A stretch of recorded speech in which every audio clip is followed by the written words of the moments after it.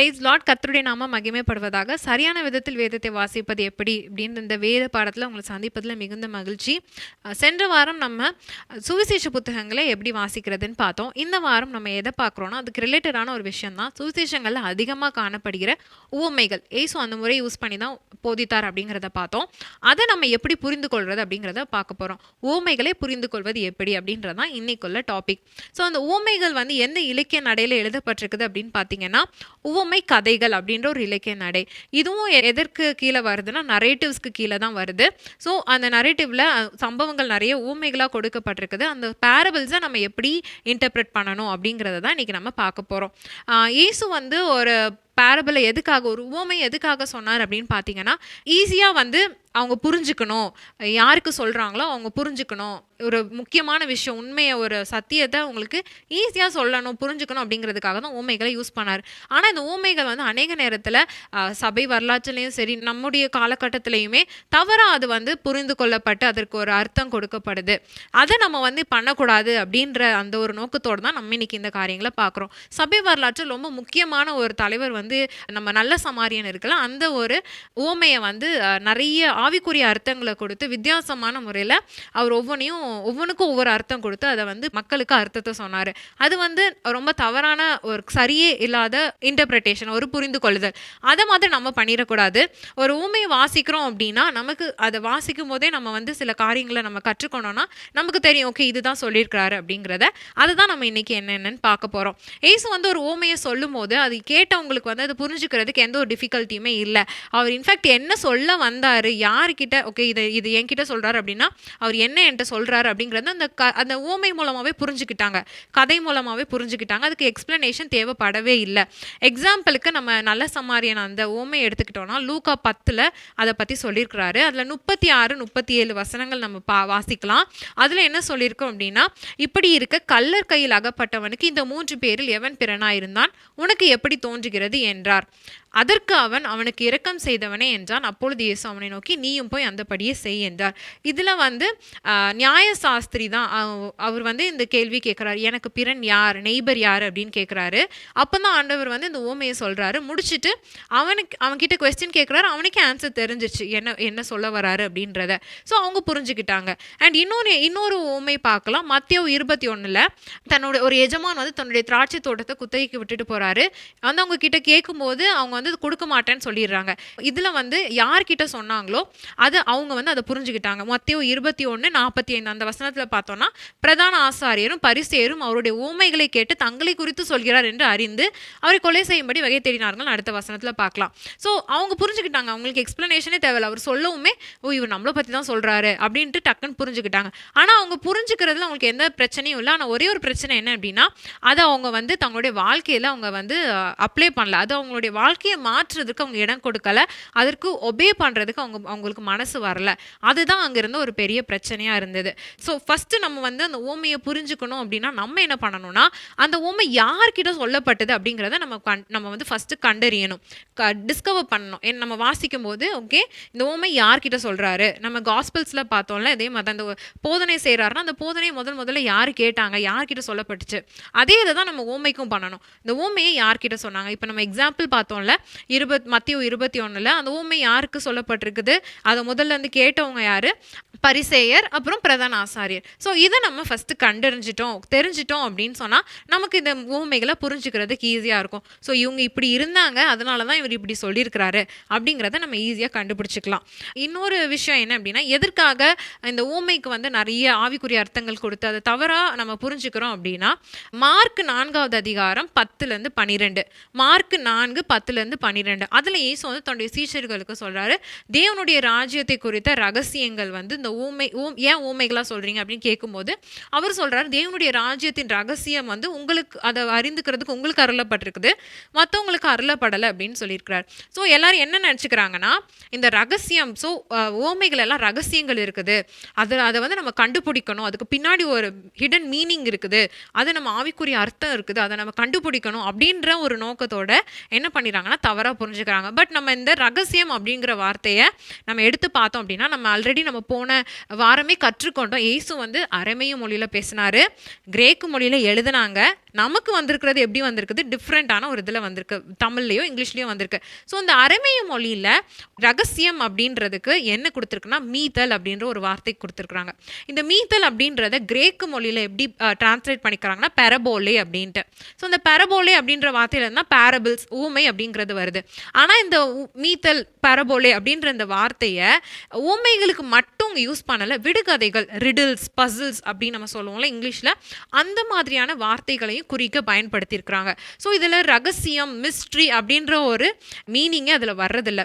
தமிழில் வந்து நமக்கு டிரான்ஸ்லேஷன் வரும்போது அப்படி வருதே தவிர ஒரு மூல மொழிபெயர்ப்பில் அவங்க சொன்ன பாஷையிலையும் சரி எழுதின ஒரு லாங்குவேஜ்லேயும் சரி அதில் என்ன கொடுத்துருக்குறாங்க அப்படின்னா உவமைகள் இல்லைன்னா விடுகதைகள். ஸோ இயேசு என்ன சொல்ல வராரு, இது தேவனுடைய ராஜ்யத்தை குறித்த இந்த காரியங்கள் வந்து ஒரு விடுகதை போல இருக்குது.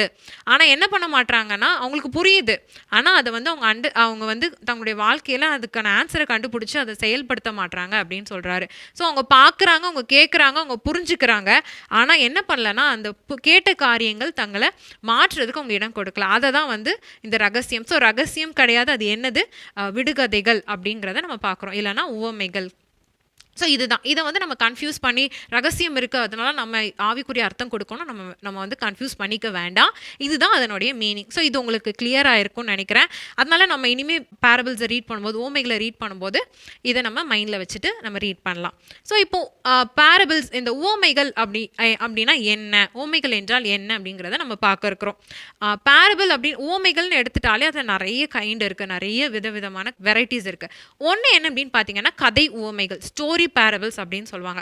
அது என்ன அப்படின்னா ஒரு கதையை சொல்லி அந்த உவமையை ஒரு கதையாக சொல்கிறது. அதில் வந்து நிறைய பிளாட் இருக்கும், எப்படி அந்த கதை போகுது அப்படின்ட்டு இருக்கும், கதாபாத்திரங்கள் இருப்பாங்க. நம்ம எப்படி வரலாற்றில் ஃபஸ்ட்டு நம்ம வரலாற்று புத்தகங்கள் வாசிக்கிறத பார்த்தோம்ல, அதில் ஒரு கதை இருந்துச்சுன்னா அதில் என்னென்ன இருக்குன்னு பார்த்தோமோ அது எல்லாமே இப்படி இந்த பேரபிள்ஸ்லேயும் இருக்கும். எக்ஸாம்பிளுக்கு பார்த்தீங்கன்னா நல்ல சமாரியன், அந்த உவமையும் எப்படின்னா இந்த கதை ஊமைகள் கீழே தான் வரும். அடுத்து நம்ம தொலைந்து போன ஆடு, அப்புறம் தொலைந்து போன மகன், ஐஸ்வர்யவான் லாசரு, அந்த இது, அப்புறம் 10 கன்னிகைகள், அப்புறம் ஒரு எஜமான் வந்து தன்னுடைய திராட்சை தோட்டத்தில் வேலை பார்க்கறதுக்காக அநேக வேலையாட்களை ஒவ்வொரு மணி நேரம் கூட்டிகிட்டு வருவாருன்னு இருக்கும்ல அந்த பேரபிள். அப்புறம் ஒரு ராஜா வந்து தன்னுடைய மக்களுக்காக ஒரு பெரிய விருந்து செய்கிறாரு அப்படின்ட்டு ஒரு ஓமை சொல்லியிருப்பாரு. இது எல்லாமே எதுக்கு கீழே வருதுன்னா கதை ஓமைகளில் வருது. ரெண்டாவது இன்னொரு வகையான பேரபிள்ஸ் இருக்குது, ஓமைகள் இருக்குது. அது என்ன அப்படின்னு பார்த்தீங்கன்னா சிமிலிட்யூட்ஸ் அப்படின்னு சொல்லுவாங்க. அதாவது ஒப்பீட்டு ஓமைகள். அதாவது எதுனா இதை ஒரு விஷயத்துக்கு ஒப்பிட்டு சொல்லுவாங்க ஒரு காரியத்தை. ஃபார் எக்ஸாம்பிள் எடுத்துட்டோன்னா மத்தேயுவில் நிறைய உண்மைகள் சொல்லியிருப்பார். எப்படின்னா தேவனுடைய ராஜ்யத்தை குறித்து, அதில் வந்து தேவனுடைய ராஜ்யம் வந்து ஒரு புளித்த மாவுக்கு ஒப்பாக இருக்கிறது அப்படின்னு சொல்லியிருப்பார். இல்லைனா இது வந்து ஒரு கடுகு விதைக்கு ஒப்பாக இருக்கிறது, தேவனுடைய ராஜ்யம் வந்து தன்னுடைய விதைகளை தூவுகிற ஒரு அந்த மனிதனுக்கு ஒப்பாக இருக்கிறது, இப்படின்னு ஒப்பாக இருக்கிறது, இப்படி இருக்கிறது அப்படின்னு சொல்லியிருப்பார். அந்த மாதிரியான ஓமைகள் வந்து இந்த கேட்டகரிக்கு கீழே வரும். ஏன்னா ஒப்பீட்டு ஓமைகள். ஸோ இது போல இருக்கிறது, இதுக்கு ஒப்பாக இருக்கிறது அப்படின்னு சொல்கிறதெல்லாம் இது கீழே வரும். மூன்றாவது ஒரு இது இருக்குது, அது என்ன அப்படின்னு பார்த்தீங்கன்னா உருவக ஓமைகள். இதுதான் மெட்டஃபர்ஸ் அப்படின்னு சொல்லுவோம். இதில் என்னென்னா ஒரு பொருளை வந்து இது மாதிரி இருங்க, இதை போல இருங்க அப்படின்னு சொல்லுவாங்களா. எக்ஸாம்பிளுக்கு நீங்கள் பூமிக்கு உப்பாக இருக்கிறீர்கள், நீங்கள் உலகத்திற்கு வெளிச்சமாக இருக்கிறீர்கள், இதெல்லாம் வந்து இந்த உவமைகளுக்கு கீழே வரும். ஸோ அந்த உவமைகள் அப்படின்னா அதுலேயும் 3 டிவிஷன்ஸ் இருக்குது. கதை உவமைகள், ஒப்பீட்டு உவமைகள், உருவக உவமைகள். ஸோ நம்ம ஒரு உவமை வாசிக்கும் போது இது என்ன கேட்டகரிக்கு கீழே வருது, இது 3ல் என்ன உவமை இது அப்படின்னு நம்ம ஐடென்டிஃபை பண்ணி நம்ம வாசித்தோம் அப்படின்னா நமக்கு ஈஸியாக இருக்கும். ஸோ இது வந்து ஓமையினுடைய வகைகள். ஓமைகள் என்றால் என்ன?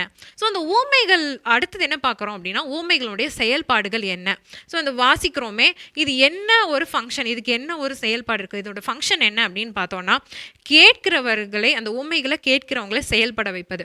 இப்போ அந்த ஓமையை நான் கேட்குறேன் அப்படின்னா அந்த கேட்டு நான் அதை வந்து செயல்படுத்தணும், என்னுடைய வாழ்க்கையில் நான் வந்து செயல்படுத்தணும். அதுதான் ஒரு ப்ராப்ளமாக இருந்தது யாருக்கு? பரிசேயர்கள், வேதபாரர்கள், பிரதானாசாரியர்கள், இவங்களுக்கெல்லாம் என்ன பண்ணாங்க, கேட்டாங்க, ஆனால் என்ன பண்ணல, அது அவங்களுடைய வாழ்க்கையை மாற்றலை. ஸோ நம்ம இப்போ வாசிக்கிறோம் அப்படின்னா அது நம்முடைய வாழ்க்கையை மாற்றுறதா இருக்கணும், நம்மளை செயல்பட வைக்கிறதா இருக்கணும். அதுதான் ஒரு ஓமையினுடைய ஒரு ஃபங்க்ஷனாக இருக்குது. ஸோ இவ்வளோ நேரம் நம்ம ஓமைனா என்னென்னு பார்த்தோம், ஓமையினுடைய செயல்பாடுகள் என்ன அப்படிங்கிறத பார்த்தோம். அடுத்து நம்ம என்ன பார்க்குறோம் அப்படின்னா ஓமைகளை வாசித்து புரிந்து கொள்வது எப்படி, நம்ம வாசிக்கணும், அதை நம்ம எப்படி கரெக்டாக புரிஞ்சுக்கணும் அப்படிங்கிறத பார்க்க போகிறோம். அதுக்கு முதல்ல என்ன பண்ணணும் அப்படின்னா முக்கிய கதாபாத்திரங்கள் யார் அப்படின்றத கண்டுபிடிக்கணும். ஒரு உவமையை நான் வாசிக்கிறேன், அதில் யார் முக்கியமான கதாபாத்திரம், என்ன சொல்லியிருக்கிறாங்க, யாரை பற்றி சொல்லியிருக்கிறாங்க அப்படிங்கிறத கண்டுபிடிக்கணும். இதுக்கு எக்ஸாம்பிளாக நம்ம லூக்கா 7வது அதிகாரம் நம்ம எடுத்துக்கிறோம். அதில் 40லேருந்து 42 வரை இயேசு வந்து ஒரு உவமையை சொல்கிறாரு. இதில் வந்து அந்த சீமோனுடைய வீட்டுக்கு போகிறாரு. சீமோன் வந்து ஒரு பரிசேயனாக இருக்கிறாரு. அந்த நேரத்தில் ஒரு பாவியான ஸ்திரீ வந்து இயேசுனுடைய கால்களில் அழுது தன்னுடைய தலை முடியினால அதை வந்து துடைக்கிறாங்க. இதை பார்த்து அவங்களுக்குள்ள முறுமுறுப்பு உண்டாகுது. அப்போ இயேசு வந்து சீமோன் கிட்ட ஒரு கதையை சொல்கிறாரு, உவமையை சொல்கிறாரு. அப்போது அதில் வந்து 2 பேர், அதில் முக்கியமாக என்ன அப்படின்னா 2 பேர் கடன் பட்டிருக்கிறாங்க. அதில் ஒருத்தர் வந்து கடன் கொடுத்துருக்கிறாரு. ஸோ இது 3 தான் இதில் முக்கிய கதாபாத்திரங்கள். இதில் வந்து ஒருத்தர் மன்னிக்கிறது அப்படிலாம் வருது. ஆனால் அந்த உவமையை வாசிக்கும் போது 3 முக்கிய கதாபாத்திரங்களை நம்ம இங்கே பார்க்குறோம். ஒருத்தர் கடன் கொடுத்தவர், இன்னும் 2 பேர் வந்து கடன் வாங்கின 2 பேர். இது அந்த ஓமையை இயேசு சொல்லும்போது சீமோனும் அங்கே இருந்தார், அவருடைய ஃப்ரெண்ட்ஸ் இருந்தாங்க, அந்த பாவியான ஸ்திரீயும் இருந்தா. இந்த ஓமையை அவங்க சொன்னதை கேட்டதுமே 2 பேரும் என்ன பண்ணாங்க அப்படின்னா தன்னை வந்து இந்த 2 கடனாளிகளுக்கும் ஒப்பிட்டு அவங்க தங்களை ஐடென்டிஃபை பண்ணிக்கிட்டா. ஓகே, இயேசு வந்து என்னதான் கடனாளின்னு சொல்கிறாரு அப்படின்னு. பட் இதில் வந்து கடன் கொடுத்தவர் யார்? கடவுள், தேவன் தான் கடன் கொடுத்தவர். அவங்க அதுக்கு ஈக்குவலாக இருக்கிறாரு. இந்த 2 கடனாளிகளும், ஒன்று சீமோனுக்கும், ஒன்று அந்த பாவியான ஸ்திரீக்கும். ஸோ இந்த இவங்க இதை கேட்டதும் அவங்க என்ன ஐடென்டிஃபை பண்ணிட்டாருன்னா, சீமோன் வந்து ஆண்டவர் தன்னை வந்து அதிகமாக என்ன ஜட்ஜ்மெண்ட், நியாய தீர்ப்பு, நீ வந்து மன்னிக்கும், நீ வந்து என்ன பண்ணுற, நீ வந்து உன்னை நீதிமானாக பார்க்குற, அவளுக்கும் என்ன பண்ணியிருக்க, உன்கிட்டே பாவம் இருக்கு, அதுவும் மன்னிக்கப்பட்டிருக்கு, அவளும் பாவம் பண்ணியிருக்கிறா, அவள் வந்து உன்னை விட அதிகமாக பாவம் பண்ணியிருக்கா, அப்படின்றதுனால நீ அவளை பாவி நீ தீர்க்காத, அவளுடைய பாவத்தையும் நான் மன்னிச்சிருக்கிறேன் அப்படின்னு சொல்கிறாரு. ஸோ இந்த ஊமையை கேட்ட உடனே அவங்க என்ன பண்ணியிருக்கிறாங்கன்னா, ஓகே இவர் என்ன பற்றி தான் சொல்கிறான்னு ஐடென்டிஃபை பண்ணிக்கிட்டாங்க, தெரிஞ்சுக்கிட்டாங்க. ஸோ அந்த ஸ்திரீ என்ன நினச்சிட்டு இவ இதுலேருந்து என்ன எடுத்துக்கிறா, என்ன மெசேஜ் எடுத்துக்கிறாங்கன்னா, ஏசு வந்து என்னை மன்னிச்சிருக்கிறாரு, எனக்கு அவர் ஃபர்கிவ்னஸ் கொடுத்து என்ன பண்ணியிருக்கிறாரு, என்னை அக்செப்ட் பண்ணுறாரு அப்படிங்கிறத அதை கேட்டு ஒரு சந்தோஷத்தோட திரும்பி போகிறா. சீமோனும் அவருடைய நண்பர்களும் என்ன பண்ணுறாங்க அப்படின்னா, அவங்களுக்கு என்ன ஒரு மெசேஜ் அதுலேருந்து கிடைக்குது, நான் வந்து நான் ரொம்ப ரைச்சஸாக நினச்சிட்டு நீதிமாக நினச்சிட்டு இருக்கக்கூடாது, இல்லைனா எனக்கு ஜட்ஜ்மெண்ட் வரும், நியாய தீர்ப்பு, ஆண்டவர் வந்து கடிந்து கொள்கிறாரு அப்படிங்கிறத அவங்க புரிஞ்சுக்கிட்டாங்க. ஸோ இதுதான் இந்த முக்கிய கதாபாத்திரங்கள் என்ன, அவங்க எது கூட தங்களை ஐடென்டிஃபை பண்ணிக்கிட்டாங்க அப்படிங்கிறத நம்ம ஃபஸ்ட்டு கண்டுபிடிக்கணும். அப்போது ஒரு உவமை சொல்லும்போது அதில் என்னென்ன சொல்லப்பட்டிருக்குது, முக்கியமானது நிறைய இருக்கும். ஒரு கதை இருந்துச்சுன்னா, ஒரு உவமை இருந்ததுன்னா அதில் முக்கியமானது என்ன அப்படிங்கிறத நம்ம கண்டுபிடிக்கணும். நெக்ஸ்ட் என்ன பார்க்கணும் அப்படின்னா, முதலில் உடனிருந்து கேட்ட ஜனங்கள் யார் என்று அடையாளம் காண வேண்டும். ஸோ ஃபஸ்ட்டு ஒருத்தங்க இப்போ நம்ம பேரபிளை வாசிக்கிறோம், ஆனால் அந்த உவமைகள் முதல்ல எப்படி என்ன பண்ணப்பட்டுச்சுன்னா சொல்லப்பட்டது, கேட்டாங்க ஜனங்கள் உட்கார்ந்து, அவங்களுக்கு யாருக்கும் வாசிக்கலை. ஸோ அதை வந்து அவங்க கேட்கும்போது ஃபஸ்ட்டு அவங்க எந்த ஜனங்கள் அதை கேட்டாங்க, யார் கேட்டாங்க அப்படிங்கிறத நம்ம ஃபஸ்ட்டு ஐடென்டிஃபை பண்ணணும், அடையாளம் காணணும். இப்போ லூக்கா எடுத்துக்கிட்டோம் அப்படின்னா, லூக்கா 15வது அதிகாரம், இதில் 3 உவமைகள் சொல்லப்பட்டிருக்குது. தொலைந்து போன ஆடு, தொலைந்து போன காசு, தொலைந்து போன மகன். இதில் வந்து இந்த பேரபிள் எல்லாத்தையும் நம்ம வாசித்தோம் அப்படின்னா, இயேசு வந்து பாவிகளோடு உட்கார்ந்து சாப்பிட்றத சிலர் வந்து கண்டம் பண்ணுறாங்க. அதை வந்து ஆண்டவர் வந்து தன்னுடைய செயல்களை வந்து அவர் ஜஸ்டிஃபை பண்ணி, நான் கரெக்டாக தான் பண்ணுறேன் அப்படிங்கிறத ஜஸ்டிஃபை பண்ணி தான் இந்த 3 பேரபிள்ஸே சொல்கிறாரு. இதை யார்கிட்ட சொல்கிறாரு அப்படின்னு நம்ம பார்க்கணுன்னா, ஃபஸ்ட்டு 2 வசனங்களை நம்ம வாசிக்கணும். லூக்கா 15:1-2 இந்த 2 வசனங்களை நம்ம வாசிக்கணும். சகல ஆயக்காரரும் பாவிகளும் அவருடைய வசனங்களை கேட்கும்படி அவரிடத்தில் வந்து சேர்ந்தார்கள். அப்பொழுது பரிசேயரும் வேதபாரகரும் முறுமுறுத்து, இவர் பாவிகளை ஏற்றுக்கொண்டு அவர்களோடு சாப்பிடுகிறார் என்றார்கள். ஸோ யார் வந்து அவர் கூட வந்து உட்கார்ந்தாங்க, வசனத்தை கேட்க உட்கார்ந்தாங்க, பாவிகளும் ஆயக்காரரும் வராங்க. அங்கே கூட வேற யாரும் இருக்கிறாங்க, பரிசேயரும் வேதபாரகரும் இருக்காங்க. ஸோ இவங்க தான் ஃபஸ்ட்டு ஆடியன்ஸ், இவங்க தான் முதல்ல இந்த உவமையை கேட்டவங்க அப்படிங்கிறத நம்ம இதை வந்து தெரிஞ்சுக்கலாம். ஸோ அப்புறம் இதுக்கு பின்னாடி நம்ம இன்னும் வாசிச்சுட்டு போனால், அந்த இப்போ இதை கண்டுபிடிச்சதுக்கு அப்புறமா என்ன ஆகும், இதை தெரிஞ்சுக்கிறதுனால என்ன, இதை அடையாளம் காண்றதுனால என்ன யூஸ் அப்படின்னா, இதை வாசிக்கும் போது ஓகே இவங்க எப்படி இந்த ஸ்டோரியை கேட்டாங்க, அது கூட தங்களை எப்படி அடையாளப்படுத்திக்கிட்டாங்க அங்கே அதில் வர்ற ஒவ்வொரு காரியத்தோடையும் அப்படிங்கிறத நம்ம தெரிஞ்சுக்கலாம். இப்போ நம்ம முன்னாடி பார்த்த இதுக்கு முந்தின பாயிண்டில் பார்த்த உவமையில் நம்ம முக்கிய கதாபாத்திரங்கள் சொன்னோம்ல, இப்போ இந்த உவமையிலே நம்ம அதை நம்ம பார்க்கணும், முக்கிய கதாபாத்திரங்கள் என்ன. எக்ஸாம்பிளுக்கு நம்ம இப்போ தொலைந்து போன மகனுடைய அந்த உவமை எடுக்கலாம். அது வந்து 11வது வசனத்துலேருந்து 32வது வசனம் வரை சொல்லப்பட்டிருக்குது. இதில் வந்து அந்த பாயிண்ட் ஆஃப் ரெஃபரன்ஸ், அதாவது அந்த முக்கிய கதாபாத்திரங்கள் 3 பேர் யார் அப்படின்னா, அப்பா, 2 மகன்கள். ஸோ இந்த அப்பா இதில் யார்? தேவன், பிதாவுக்கு இது அடையாளமாக இருக்குது. இன்னும் 2 கதாபாத்திரங்கள், மூத்த மகன், இளைய மகன். இளைய மகன் தான் யார்? அவன் வீட்டை விட்டு போய் தன்னுடைய அப்பாவோட சொத்தையெல்லாம் அழிச்சிட்டு திரும்பி வந்தான். அவனு தான் அந்த கதையை, இந்த ஊமையை கேட்கும்போது அவர் கூட இருந்த பாவிகள், அந்த ஆயக்காரர்கள், இவங்க எல்லாரும் என் தங்களை வந்து 2வது மகனுக்கு அடையாளப்படுத்திக்கிட்டாங்க. ஓகே, இந்த 2வது மகன் தான் நான் இங்கே இப்படி தான் நான் வந்து தேவனை அறியாமல் பாவம் செய்து நான் இருந்தேன். ஆனால் என்னை இயேசு என்ன பண்ணார்? அவருடைய பிள்ளையாக திரும்ப ஏற்றுக்கொண்டார் அப்படிங்கிறது. இந்த முதலாவது பையன் தான் நமக்கு முக்கியமாக இப்போ நம்ம பார்க்கணும். யார் அப்படின்னா, அந்த முதலாவது பையன் தான் அதை உட்கார்ந்து முறுமுறுத்து கொண்டிருந்த பரிசேயரும் வேத பாரகரும். இப்போ இந்த கடைசியாக இந்த உவமை முடியும் போது என்ன ஆகுது அப்படின்னா, அங்கே ஒரு மிகுந்த சந்தோஷம் உண்டாகுது. அவங்க வீட்டில் வந்து பெரிய பார்ட்டி பண்ணுறாங்க, அவர் விருந்து வைக்கிறார் அவங்க அப்பா. ஆனால் அந்த முதலாவது பையன் என்ன பண்ணுறான்? வெளியவே தான் நிற்கிறான். கடைசியாக அவன் உள்ளே போனானா இல்லையான்றது நமக்கு அதில் கொடுக்கப்படவே இல்லை. அவன் வெளியே நிற்கிறான். ஈவன் தோ அவன் என்ன அவங்க அப்பா கூட தான் இருந்திருக்கிறான். அவன் வந்து தப்பு பண்ணவில்லை, அவனுடைய 2வது தம்பி மாதிரி இல்லவே இல்லை. அப்பா கூட இருந்திருக்கிறான், நல்லதான் பண்ணியிருக்கிறான், நீதியாக தான் வாழ்ந்திருக்கிறான். ஆனால் என்ன பண்ணல, அவனுடைய அப்பா வந்து தன்னுடைய தம்பியை வந்து மன்னித்து ஏற்றுக்கொள்ளும் போது அந்த சந்தோஷத்தில் இவன் வந்து பங்கடையலை. இன்னும் என்ன பண்ணுறான்? இவன் தப்பு பண்ணிட்டு வந்தானே, பாவியான மனுஷனாச்சேன்னு சொல்லிட்டு இன்னும் நியாய தீர்ப்பு செய்துட்டு இருக்கிறான். இதை தான் வந்து ஆண்டவர் அங்கே சொல்கிறாரு. அப்போ இந்த முதலாவது மகனை யார் ஐடென்டிஃபை பண்ணிக்கிட்டாங்க அப்படின்னா, ஓகே, இந்த முதலாவது பையன் நம்மளை தான் அவர் சொல்கிறாரு அப்படின்ட்டு அங்கேருந்து பரிசேயரும் வேத பாரகரும் தங்களை ஐடென்டிஃபை பண்ணிக்கிட்டாங்க. இதுலேருந்து நம்ம இது முக்கியமான ஒரு விஷயம். நம்ம இதுலேருந்து என்ன கற்றுக்கொள்கிறோம் அப்படின்னா, இந்த உவமையிலேருந்து தேவன் வந்து பாவிகளை மன்னித்து ஏற்றுக்கொள்கிறாரு. ஸோ அப்போ அவர் ஏற்றுக்கொள்ளும் போது நம்ம அந்த சந்தோஷம், அங்கே ஒரு சந்தோஷம் உண்டாகுது. அந்த சந்தோஷத்தில் நம்மளும் ஒரு பங்காக இருக்கணும்.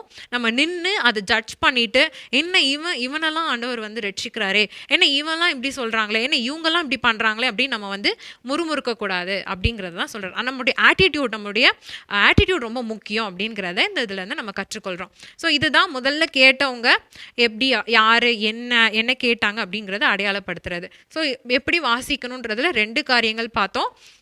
முதலாவது, முக்கிய கதாபாத்திரங்கள் யாருன்றதை நம்ம இப்போ கண்டுபிடிக்கணும். 2வது, முதலில் உடனிருந்து கேட்ட ஜனங்கள் யாருன்றதை நம்ம அடையாளம் காணணும். இதுதான் நம்ம வந்து எப்படி வாசிக்கணும், ஊமைகளை புரிஞ்சுக்கணும் அப்படின்றதுல அறிந்து கொள்ள வேண்டிய 2 காரியங்கள். ஸோ இதில் ரொம்ப முக்கியமாக ஒரு விஷயம் நம்ம ஞாபகம் வச்சுக்கணும். நமக்கும் யூத கலாச்சாரம் முதல் நூற்றாண்டுக்கும் ஒரு பெரிய கல்ச்சுரல் கேப் இருக்குது. அதனால சில பாயிண்ட்ஸை நம்ம மிஸ் பண்ணிடுவோம், நம்ம தப்பாக புரிஞ்சுக்கிறக்கூடிய சூழ்நிலைகள் உருவாகும். ஸோ நம்ம அதை கேர்ஃபுல்லாக நம்ம வந்து அதை டீல் பண்ண வேண்டியது ரொம்ப முக்கியம். நெக்ஸ்ட் நம்ம ஒரு டாபிக் பார்க்குறோம். அதான் என்னென்னா, பின்னணியற்ற ஓமைகள். சில ஓமைகள் நான் போன நம்ம காஸ்பல்ஸ்லேயே நம்ம பார்த்தோம். சில ஓமைகள் வந்து சொல்லப்பட்ட பின்னணியம் இல்லாமையே கூறப்பட்டது. அதை பற்றி தான் நம்ம இன்றைக்கி பார்க்க போகிறோம். அது எப்படி அவங்க புரிஞ்சுக்கிட்டாங்க, இதுலேருந்து நம்ம எப்படி இந்த மற்ற ஓமைகளெல்லாம் கான்டெக்ஸ்ட் இருந்துச்சு. இந்த தொலைந்து போன மகன், அந்த உண்மைகள் எல்லாம் பார்த்தோன்னா பரிசேயர் அவங்களுக்கு தான் சொல்கிறாங்க அப்படின்ட்டு இருந்துச்சு. ஆனால் சில உண்மைகள் யார்கிட்ட சொன்னாங்க, எதுக்கு சொன்னாங்க அப்படின்றதே இருக்காது. அதுக்கு எக்ஸாம்பிள் தான் மத்தேயு 20:1-16 வரை இருக்கிற வசனங்களில் ஒரு ஊமை சொல்லப்பட்டிருக்குது. அது ஊமை என்ன அப்படின்னா, ஒரு எஜமான் வந்து தன்னுடைய திராட்சை தோட்டத்தில் வேலை பார்க்குறதுக்காக அநேகரை கூட்டிகிட்டு வர்றாரு. ஒருத்தரை காலையிலே போய் கூப்பிடுறாரு, சிலரை மத்தியான நேரம் கூப்பிடுறாரு, சிலர் கடைசியாக இருக்கிற நேரத்தில் கொண்டு போய் கூப்பிடுறாரு. நம்ம பார்த்த மாதிரி இதில் முக்கிய கதாபாத்திரங்கள் யார் அப்படின்னு பார்த்தீங்கன்னா 3 பேர். இவங்க 3 பேர் தான் கடைசி வரை வராங்க. அது யாருன்னா, அந்த லேண்ட் ஓனர், எஜமான், இன்னொன்று வந்து ஃபுல் டே வேலை பார்த்தவங்க, இன்னொன்று வந்து கடைசி 1 மணி நேரம் வந்து வேலை பார்த்தவங்க. இவங்க 3 பேர் தான். இதில் நடுவில் ஒரு மணி நேரமாக கூட்டிகிட்டு வந்தார்ல, அவங்க யாரும் முக்கியமானவங்க கிடையாது. இந்த 3 பேர் தான், அந்த லேண்ட் ஓனர், ஃபுல் டே வேலை பார்த்தவங்க, கடைசி 1 மணி நேரம் வேலை பார்த்தவங்க.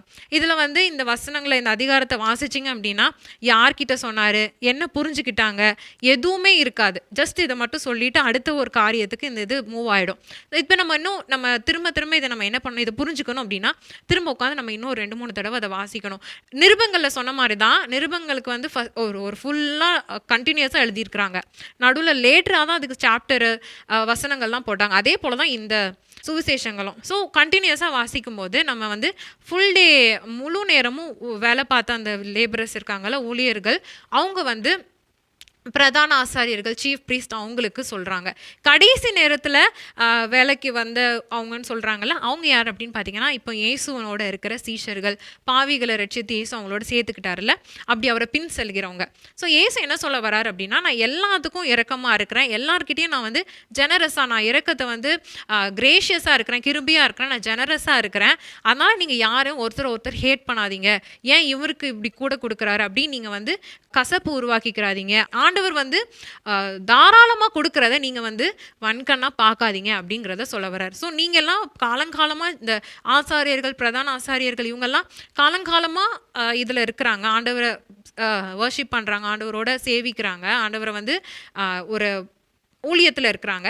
இப்போ ரீசெண்டாக நீங்கள் வந்து புதுசாக ஒருத்தரை கூப்பிட்டு வந்து ஊழியம் பண்ணுறேன் அப்படின்னு இயேசு கூட இருக்கிறாரே அப்படிங்கிற ஒரு கொஸ்டின் வரும்போது அவங்கக்கிட்ட தான் என்ன சொல்ல வர்றார் அப்படின்னா, நீங்கள் வந்து எல்லாத்தையும் விட்டுட்டு என்னை பின்பற்றி வரீங்க, ஸோ உங்களுக்கும் அதுக்கேற்ற என்ன கொடுக்குறேன், எல்லாத்துக்கும் நான் என்ன கொடுத்தேனோ அதே தான் உங்களுக்கும் கொடுப்பேன் அப்படிங்கிறது தான் அவர் சொல்ல வராரு அப்படிங்கிறத நம்ம புரிஞ்சுக்கலாம். ஸோ ஃபுல்லாக நம்ம ரீட் பண்ணோம், இந்த ஒரு இதை மட்டும் ரீட் பண்ணாமல் முன்னாடி இருக்கிற எல்லாத்தையும் நம்ம ரீட் பண்ணும்போது நம்ம இந்த ஒரு கான்டெக்ஸ்ட்டுக்கு நம்ம வரலாம். இது வந்து பின்னணி அற்ற ஓமைகளை நம்ம இப்படி தான் திரும்ப திரும்ப ரீட் பண்ணி நம்ம பார்த்தோம் அப்படின்னா நமக்கு தெரியும். அடுத்து ஒரு ஓமைகள் சொல்லப்பட்டிருக்கு, அது என்னன்னா தேவராஜ்யத்தை குறித்த ஓமைகள். கிங்டம் ஆஃப் காடை பற்றி நிறைய பேரபிள்ஸ் இருக்கு. முக்கியமாக பார்த்தோம்னா மத்தேயு 13வது அதிகாரமும் மார்க் 4வது அதிகாரத்தில் எக்கச்சக்கமான இந்த பேரபிள்ஸ் கொடுக்கப்பட்டிருக்குது. ஸோ இதில் இந்த தேவனுடைய ராஜ்யத்தை குறித்து ஓமைகள் எதுக்கு சொன்னார், என்ன அதில் முக்கியமான காரியங்கள் அப்படின்னு பார்த்தீங்கன்னா, தேவனுடைய ராஜ்யம் அதனுடைய தன்மை எப்படிப்பட்டது, அது என்ன மாதிரியான நேச்சர் தேவனுடைய ராஜ்யத்துக்கு இருக்குது, கிங்டம்க்கு இருக்குது அப்படிங்கிறத தான் இந்த ஊமைகள் மூலமாக ஆண்டவர் சொல்லியிருக்கிறாரு. ஸோ அது வந்து நிறைய காரியங்களுக்கு அதை ஒப்பிட்டு இப்படி இருக்கும் அப்படி இருக்கும்லாம் சொல்லியிருக்கிறாரு. அண்ட் முக்கியமாக அதன் மூலமாக அவர் என்ன சொல்ல வர்றார் அப்படின்னு பார்த்தீங்கன்னா, தேவனுடைய ராஜ்யம் ரொம்ப சமீபமாக இருக்குது. கிறிஸ்து பிறந்ததன் மூலமாக, இயேசுவினுடைய வருகையின் மூலமாக, முதலாவது அவர் வந்ததன் மூலமாக தேவனுடைய ராஜ்யம் இந்த உலகத்தில் ஸ்தாபிக்கப்பட்டுருச்சு, ஆரம்பமாயிட்டு. நம்ம இப்போ அதில் தான் நம்ம இருக்கிறோம், அந்த ராஜ்யத்தின் அந்த காலத்தில் தான் நம்ம வாழ்ந்துட்டுருக்குறோம். ஸோ இதனுடைய முடிவு ரொம்ப சமீபமாக இருக்குது, அதனால் நீங்கள் எப்படிப்பட்டவர்களாக வாழணும் அப்படிங்கிறது தான் அவர் இந்த பேரபிள்ஸ் மூலமாக சொல்ல வராரு. ஸோ அது வந்து நம்ம அந்த அர்ஜென்சி, அந்த அந்த ஒரு அவசர நிலையை வந்து புரியாமல் நம்ம வாழ்ந்தோம் அப்படின்னா நமக்கு ஜட்ஜ்மெண்ட் இருக்குது. ஸோ அந்த அவசர நிலையை புரிஞ்சு நம்ம வந்து நம்முடைய பாவத்திலேருந்து நம்ம திரும்பி வரணும் அப்படின்னா நமக்கு அதுக்கு மன்னிப்பும் இருக்குது, சால்வேஷன் ரட்சிப்பும் அவர் தர்றாரு அப்படிங்கிறது தான். இந்த ரெண்டு காரியத்தை தான் இந்த தேவனுடைய ராஜ்யத்தை குறித்த ஓமைகள் மூலமாக சொல்கிறாரு. எக்ஸாம்பிளுக்கு நம்ம லூக்கா 12வது அதிகாரம் 16லேருந்து 20 வசனங்கள். இதில் வந்து ஒரு பணக்காரனை குறித்த ஒரு ஓமையை தான் ஆண்டவர் சொல்கிறாரு. இவன் வந்து என்ன பண்ணுறான், அவனுடைய சொந்த செலவில் தான், சொந்தமாக தான் எல்லாத்தையும் சம்பாதிக்கிறான், நிறைய ரிச்சஸை சம்பாதிச்சு சேர்த்து வைக்கிறான். சேர்த்து வச்சு ஓகே இன்னும் நிறைய நான் சேர்க்கணும், அதனால் இன்னும் இடித்து என்னுடைய இதெல்லாம் விஸ்தாரமாக்கணும் அப்படின்னு அவன் நினைக்கிறான். ஆனால் இதில் என்ன ஒரு முக்கியமான காரியம் அப்படின்னு பார்த்தா, இவன் தேவனை பற்றி நினைக்கவே இல்லை. இப்போ நம்ம ராஜ்யத்தில், தேவனுடைய ராஜ்யத்தின் காலத்தில் நம்ம வாழ்ந்துட்டுருக்குறோம், முடிவில் வாழ்ந்துட்டுருக்குறோம். அப்படின்னா நம்ம எப்படிப்பட்டவங்களா இருக்கணும், அந்த ஆட்டிடியூட் இருக்கணும். இப்போ ஐயோ முடிவு நேரம் வந்துடுச்சு, அர்ஜென்ட்டான ஒரு சமீபமான ஒரு நேரத்தில் இருக்கிறோம், இவ்வளோ ஒரு அவசர நிலையில் நான் இன்னும் இந்த உலகத்தின் காரியங்களுக்கு பின்னாடியே போயிட்டுருக்கேன், நான் தேவனை நினைக்காம வாழ்ந்துட்டுருக்கேனா அப்படிங்கிறத தான் இந்த பேரபிளை வாசிக்கும் போது நம்ம புரிஞ்சிக்க வேண்டிய காரியம். ஸோ அவன் திடீர்னு அவனுக்கு மரணம் வருது, அவனுடைய எல்லா சம்பாதித்த எல்லாமே இங்கே விட்டுட்டு சென்றுடுறான். ஸோ அதே போல் நம்ம என்ன பண்ணிடக்கூடாது அப்படின்னா, அந்த உலகத்துக்கு அடுத்த காரியங்கள் ரொம்ப நம்ம இங்கே தான் இட்டர்னலாக இருக்க போகிறோம் அப்படின்ற மாதிரி உலகத்துக்கு பின்னாடியே போயிடக்கூடாது. தேவனுடைய ராஜ்யம் ரொம்ப சமீபமாக இருக்குது, முடிகிற காலம் ரொம்ப சமீபமாக இருக்குது. அது எப்போ முடியும்னா தேவன் வருகையின் கிறிஸ்து 2வது வரும்போது அது அந்த முடிவு கொண்டு வருவார். ஸோ நம்ம கடைசி நாட்களில் இருக்கிறோம், அதை நம்ம அறிஞ்சு நம்ம வந்து வாழணும். இல்லை அப்படின்னா ஜட்ஜ்மெண்ட். அந்த அவருக்கு என்ன ஆச்சு, திடீர்னு என்ன பண்ணிட்டாரு, மரித்து போயிட்டார். ஸோ அதே போல் நம்ம என்ன பண்ணிடக்கூடாதுன்னா, இந்த உலகத்திற்குள்ளேயே இருந்துராத படிக்கு தேவனுடைய ராஜ்யத்தின் அவசர நிலையை உணர்ந்து வாழணும்னு சொல்கிறார். இன்னொரு ஊமை பார்க்குறோம், அது என்ன அப்படின்னா மத்தேயு 13:44-46. இதில் வந்து தேவனுடைய ராஜ்யம் வந்து எப்படி இருக்குதுன்னா, ஒரு பொக்கிஷத்துக்கும் அடுத்தது வந்து ஒரு விலையை உயர்ந்த ஒரு முத்துக்கும் ஒப்பாக இருக்கிறது அப்படின்ட்டு சொல்கிறாரு. இதில் என்ன ஆயிடுச்சு அப்படின்னு பார்த்தீங்கன்னா, அதை கண்டுபிடிச்சோன்னா அவங்களுக்கு என்ன ஆகுது, மிகுந்த சந்தோஷம் உண்டாகுது.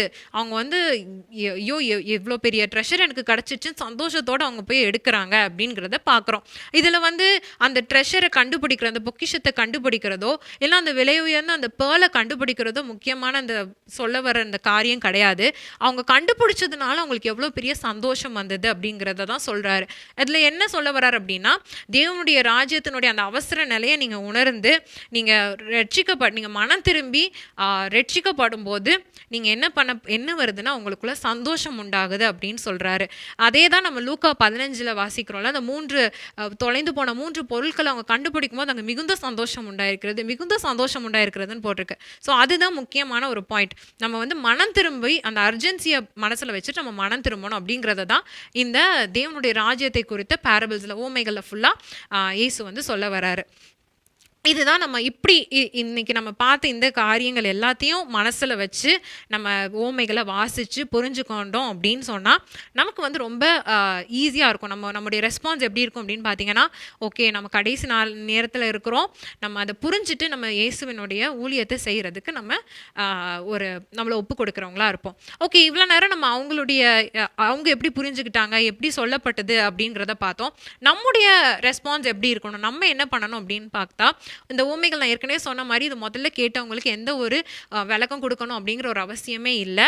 பட் நமக்கு என்ன அப்படின்னா, கல்ச்சுரல் கேப் இருக்குது நான் சொன்னதுனால நம்ம என்ன பண்ணோம்னா, நம்முடைய கான்டெக்ஸ்ட் நம்முடைய சூழ்நிலைக்கு எப்படி இருக்குது ஏற்ற மாதிரி நம்ம என்ன பண்ணோம்னா, அந்த ஊமைகளை மாற்றி டிரான்ஸ்லேட் பண்ணி கொஞ்சம் நமக்கு ஏற்ற காரியங்களை சொல்லி நம்முடைய கலாச்சார சூழ்நிலை நம்முடைய இந்த காலகட்டத்துக்கு ஏற்ற மாதிரி ஊமைகளை கொஞ்சம் அதில் இருக்கிற காரியங்களை மாற்றி நம்ம சொல்லி அதை நம்ம என்ன பண்ணலான்னா நம்முடைய வாழ்க்கையில் நம்ம அதை அப்ளை பண்ணலாம். இன்னொரு முக்கியமான விஷயம் என்ன அப்படின்னு பார்த்தீங்கன்னா, எல்லா ஊமைகளுமே தேவனுடைய ராஜ்யத்தை குறித்த ஊமைகள் மட்டும் கிடையாது, எல்லா ஊமைகளுமே தேவனுடைய ராஜ்யத்தை குறித்து தான் சொல்லுது. அது எவ்வளோ ஒரு முக்கியமான ஒரு காரியம், எவ்வளோ நம்ம நாட்களுக்கு சமீபமாக இருக்கிறோம் அப்படிங்கிறது அது சொல்ல வருது. ஸோ நம்ம அதை உணர்ந்து நம்ம என்ன பண்ணணும் அப்படின்னா, அதுக்கேற்ற மாதிரி நம்முடைய வாழ்க்கை வாழ நம்ம ஆரம்பிக்கணும். அதுதான் ஒரு ஊமையினுடைய செயல்பாடு என்னன்னு பார்த்தோம். அது நம்ம கேட்கிறவங்க கிட்ட செயல்பட வைக்கும். நம்ம இதெல்லாம் கேட்குறோம், நம்ம இதெல்லாம் வாசிக்கிறோம், ஸோ நம்முடைய செயல்பாடு எப்படி இருக்கணும் அப்படிங்கிறத தான் இந்த ஊமைகள் மூலமாக நம்ம கற்றுக்கொள்கிறோம். ஸோ இன்றைக்கி நம்ம ஊமைகளை புரிந்து கொள்வது எப்படி அப்படிங்கிறதுல நிறைய காரியங்கள் நம்ம பார்த்தோம். கண்டிப்பாக உங்களுக்கு யூஸ்ஃபுல்லாக இருக்கும்னு நினைக்கிறேன். இனிமேல் நீங்கள் இந்த ஒவ்வொரு பேரபிள்ஸை ரீட் பண்ணும்போது இன்றைக்கி நம்ம கற்றுக்கொண்ட காரியங்களை மனதில் வைத்து நீங்கள் ரீட் பண்ணி கரெக்டாக நீங்கள் அதை புரிஞ்சுப்பீங்க அப்படின்னு நான் நம்புகிறேன். ஸோ இதில் உங்களுக்கு எந்த டவுட்ஸ் இருந்தாலும் நீங்கள் எங்ககிட்ட கேட்கலாம். நீங்கள் ஏதாவது கிளாரிஃபிகேஷன் வேணால் கூட எங்ககிட்ட கேட்கலாம். நாங்கள் உங்களுக்கு ஹெல்ப் பண்ணுறதுக்கு ரெடியாக இருக்கிறோம். ஸோ நெக்ஸ்ட் வீக் ஒரு புக் எப்படி நம்ம ரீட் பண்ணுறது புரிஞ்சுக்கிறது அப்படிங்கிறத நம்ம பார்க்க இருக்கிறோம். அன்டில் தென் நம்ம தேவன் நம்மோடு நம்ம ஒவ்வொருவரையும் ஆசீர்வதிப்பாராக. ஆமென். நம்ம எல்லோரும் சேர்ந்து ஜெபிக்கலாமா? அன்பின் பரலோக பிதாவே, அருமையான இந்த வேலைக்காகவும் நாங்கள் நன்றியோடு துதிக்கிறோம், நாங்கள் ஸ்தோத்தரிக்கிறோம். அப்பா, இந்த நாளிலையும் நாங்கள் வேதாகமத்தில் இருக்கிற ஊமைகளை நாங்கள் எப்படி புரிந்து கொள்வது அப்படின்ற காரியங்களை நாங்கள் கற்றுக்கொண்டோம். இன்றைக்கி நாங்கள் கற்றுக்கொண்ட ஒவ்வொரு காரியங்களையும் மனதில் வைத்து இன்னும் நாங்கள் ஒவ்வொரு தடவையும் பேரபிள்ஸை ரீட் பண்ணும்போது நாங்கள் ஒவ்வொருவருக்கும் அது யூஸ்ஃபுல்லாக இருக்க நீங்கள் கிருபை தரும்படியாக நாங்கள் ஜெபிக்கிறோம். ஆண்டவரே, நாங்கள் ஒவ்வொரு வாரமும் இந்த வேதத்தை எப்படி சரியாக வாசிக்கணும்னு நாங்கள் கற்றுக்கொண்டுட்டு வருகிறோம். ஒவ்வொருவருக்கும் இதை பார்க்குற ஒவ்வொருவருக்கும் அது யூஸ்ஃபுல்லாக இருக்கணும். அவங்களுடைய அவங்க பைபிள் ஸ்டடியில் அவங்களுடைய பைபிள் மெடிடேஷனில் இது ஒவ்வொன்றையும் அப்ளை பண்ணி அதனால் வருகிற நல்ல பலன்களை அவங்க பெற்றுக்கொள்ள நீங்கள் ஒவ்வொருவருக்கும் நீங்கள் கிருபை தாங்க. பரிசுத்த ஆவியானவரே, எங்களுக்கு உங்களுடைய ஞானத்தை கொடுத்து நாங்கள் எப்படி அதை சரியாக நாங்கள் வாசிக்கிறது, அதை எப்படி நாங்கள் புரிந்து கொள்வது என்பதை எங்களுக்கு நீங்கள் வழிநடத்தி நீங்கள் கற்றுத்தரும்படியாக கூட நாங்கள் ஜெபிக்கிறோம். இந்த ப்ரோக்ராம் இன்னும் அநேகருக்கு பிரயோஜனமாக இருக்க நீங்கள் கிருபை தாங்க. அநேகருக்கு புரிய அவங்க இதை பார்க்குறதன் மூலமாக அவங்களுடைய வாழ்க்கையில் அவங்களுடைய பைபிள் மெடிடேஷன் அந்த பைபிள் ஸ்டடி லைஃப்பில் ஒரு மாற்றத்தை பார்க்க நீங்கள் கிருபை தரும்படியாக ஜெபிக்கிறோம். இயேசுவின் மூலம் வேண்டிக் கொள்கிறோம். அன்பின் பரலோக பிதாவே, ஆமென்.